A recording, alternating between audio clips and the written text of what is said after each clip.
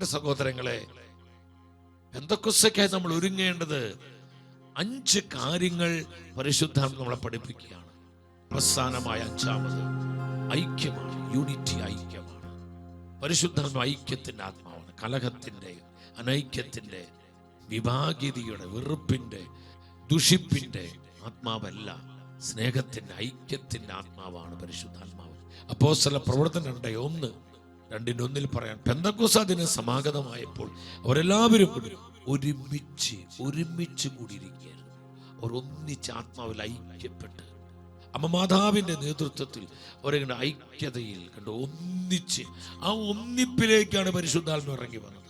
അഗ്നിനാവിന്റെ രൂപത്തിൽ ഇറങ്ങി വന്ന് അവർ അനോയിന്റ് ചെയ്തു, അവരെ എംപവർ ചെയ്തു. ഏത് സമൂഹത്തിലേക്കാണ് കണ്ടു? ഒന്നിച്ചിരിക്കുന്ന ആ ഐക്യതയുള്ള ആ വൺനെസ്, ആ യൂണിറ്റി, അത് വളരെ പ്രധാനപ്പെട്ടതാണ്. അതുകൊണ്ട് പൗലോസ്ലീഹ സഭയെ പഠിപ്പിക്കുന്നത് 1 കൊരിന്ത്യർ 14:33 എന്തെന്നാൽ ദൈവം കോലാഹലത്തിന്റെ ആത്മാവല്ല, സമാധാനത്തിന് ദൈവമാണ്.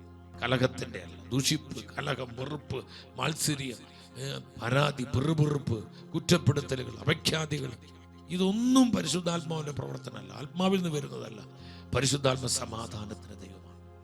അവൻ ഐക്യതയുടെ ആത്മാവാണ്. അവൻ സ്നേഹത്തിന്റെ ആത്മാവാണ്. അവിടെയാണ് അഭിഷേകം ഉണ്ടാകുന്നത്.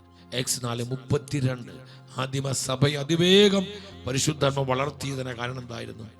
അവർ ഒരു ഹൃദയവും ഒരു ആത്മാവും ഉള്ളവരായിരുന്നു. ഒരേ ഹൃദയം, ഒരേ ആത്മാവ്. അപ്പോസ്തല പ്രവർത്തനം 1:14 നമ്മൾ ഒരിക്കൽ കൂടെ കണ്ടതാണ്.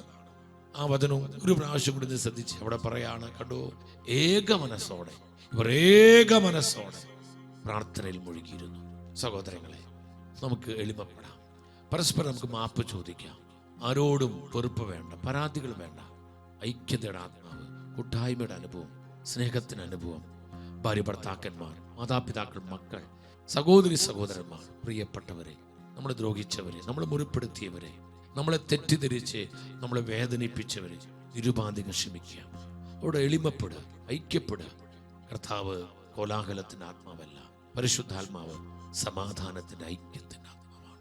ഐക്യതയുള്ള ജീവിതങ്ങളിൽ, കുടുംബങ്ങളിൽ, സമൂഹങ്ങളിൽ, സഭയിൽ പരിശുദ്ധാത്മന്റെ ആഗമനം ഉണ്ടാകും.